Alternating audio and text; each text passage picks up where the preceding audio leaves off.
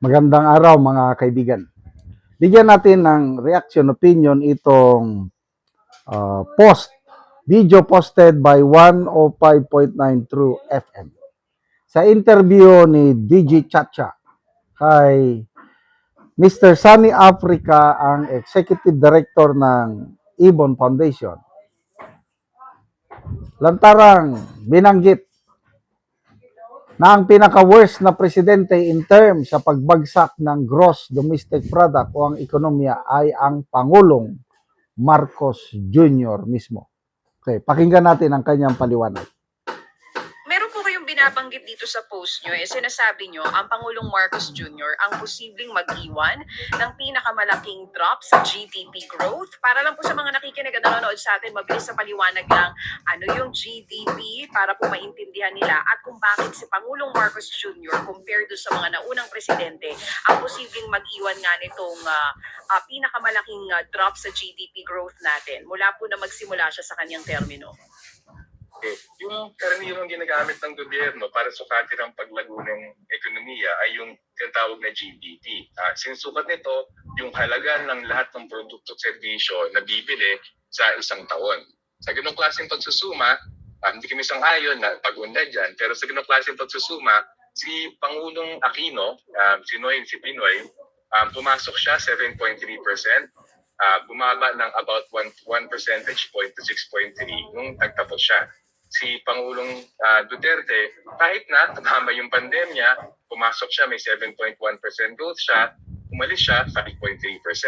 Pero ang grabe talaga, dito kay Pangulong Marcos, 7.6% ang namana niyang growth. Sa kasalukuyang estimate ngayon, 4% na lang. So, yung 3.6 percentage point na pagbagsak, yun ay pinakamalaking pagbagsak sa loob ng isang administrasyon sa at least sa nakarang tatlong administrasyon. At hindi pa nga tapos yung termino ni Pangulong Marcos. So even as it is right now, even yung sa official na tansya ng gobyerno na 4% growth lamang sa dating taon, pinakamalaking pagbagsak na paghina ng ekonomiya sa ilalim ni Pangulong Marcos. At tingin namin, hindi pwede nagsisihin yan sa oil price shock o sa corruption kasi nasa kami naman yan ng gobyerno kung paano gagamitin, halimbawa yung 7 trillion pesos. Kung gamitin man ng wasto, kung lakihan pa yung pag-asa ng gobyerno pati sa pagsisingil ng tamang buwis, lalo na sa mga may kaya, mas mahigit na sana yung paglago ng ekonomiya kumpara sa mga nakaraang administrasyon. So sa madaling salita, pagpasok niya, mataas yung ekonomiya, siya ang presidente na bago po matapos yung termino, siya yung may pinakamababang GDP growth.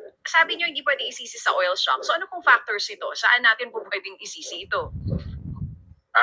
Well, sa pangkalahatan, may dalawang ng salik sa pagbagsak ng ekonomiya. May pangkalahatang salik, yung mahabang mahabang panahon na pinabayaan ng agrikultura at Pilipinong industriya. So parang force of gravity yan, nakahatak pababa yan. Pero, bagamat may ganung klaseng pangmatagalang hatak pababa dun sa ekonomiya dahil sa kapabayaan sa pagsuporta ng industriya, may kagyat na epekto syempre yung corruption, yung flood control scandals, at yung nangyari sa gitnang silangan. Pero para sa amin, kung meron kang, halimbawa, 7.5 trillion pesos sa isang taon, sapat yan na imobilisa mo para iangat yung ekonomiya. So yung pinakamalaking kasalanan ni Pangulong Marcos ngayon, sa lahat ng kapangyarihan, otoridad, rekurso na meron ng pamahalaan, dahil hindi naman talaga binigyan pansin yung pag-angat ng agrikultura industriya, at sa totoo lang, kahit na may issue, may pasabog siya noong nakarang taon sa mahiya naman kayo, hindi naman yung nirehanda yung pork barrel yung Office of the President at yung Secretary of Budget and Management, sila man nasa pinakatutok ng pork barrel system, nakalusot sila. So para sa amin, yung main accountability ni Pangulong Marcos, yes, nandun yung long-term na problema, pero nasa poder ka, may hawak ang trillion-trillion piso, nasa iyong kapangyarihan na iwasto yung matagalan ng problema, kung papanatilihin mo yung pagprotekta sa pork barrel system, whether sa House of Representatives o sa Senado o sa sariling mga ahensya na hawak niya, part siya ng problema to. Hindi niya na ito mahahabol bago po siya umalis ng termino? Pwede pa naman. Yung tawa ni Sir Sunny nung tinanong ko yun, Baka pwede niya pahabulin in 2 years. Kaya pa po ba yun? Alam niyo, it's never too late. Yeah. Napakamapangyayari ng presidente.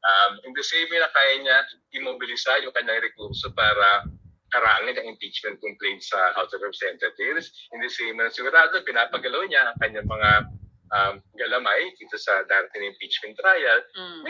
May poder naman siya eh. So ang punto dyan, yung hawak mo halimbawa ng pambansang budget, kung bakit pinag-usapan natin, yung 7.2 trillion na budget ngayon, nasa kamay niya yun eh. Executive's President's budget ang isusumiti sa Kongreso pagbukas ng SONA. So para sa amin, ang tanong, hindi pwede sabihin wala akong magagawa, minano ko to, dahil sa nasalik.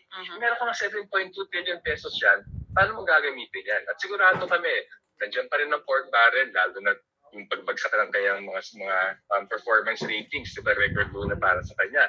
Sigurado ang tanong niya ngayon, paano preservehin yung kanyang poder, yung kanyang pamilya sa susunod na administrasyon. Pero yun ba yung dapat ginagawa ng presidente? Para sa amin, yung presidente, yung poder ng Malacanang, yung malaking trilyon-trilyon pisong budget, sana ginagamit para sa interes ng ordinaryong Pilipino. Yes. Pagsalba ng sarili o pagprotekta ng iyong poder pagkatapos sa susunod na administrasyon. Mga kapatid, patuloy po kayong Yun.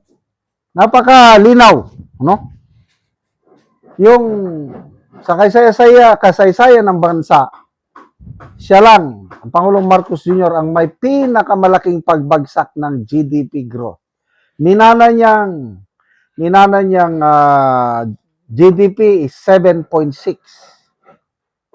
After 3 years, 4% na lang. Nawalan tayo ng 3.6%. Compared kay Pangulong Aquino, 7.1, nung umalis siya, naging 6.1. Si PRRD, from 7.3 ata, bumaba lang dahil sa pandemic. Eh ngayon, wala namang pandemic. Walang COVID-19, kailang mas matindi.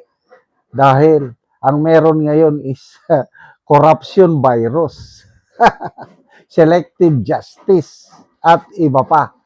Kaya makakahabol pa ba na pwedeng patasin? Yes, I agree. Kung ayusin nilang pamamahala. Depende. Kailang I doubt. Kung ano, kasi nakatuon na lang ang pansin nila, paano nila talunin si Pipi Sara, paano nila ma-impeach para mawala sa landas nila si Pipi Sara para sa 2028. Nakafocus sila sa political maneuvering, hindi yung talagang pag-angat ng buhay ng ordinaryong mamamayang Pilipino. Salamat mga kaibigan sa inyong pagsubaybay sa channel na ito. Nakakatulong tayo ng malaki sa tribong Talandig ng Bukidnon dahil ang income natin sa channel na ito is pantulong po sa tribo. Namimigay tayo ng libreng yero at pako para makapagpatayo sila ng mas maayos na tirahan. Panoorin nyo ang video na ito. Si ate ang natagaan og yero. Salamat yun sa iyo, o bigyan sa iyo.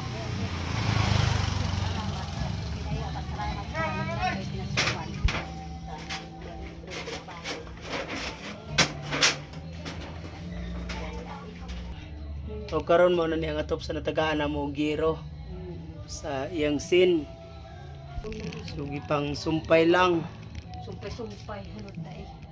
Ay gatuluan naman. Oo. So, kuha na gid karaan na gid kayo nga yero.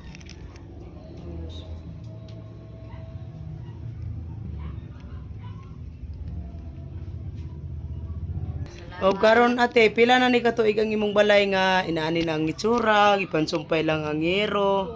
30 anyos. 30 na ni katuig. Mm.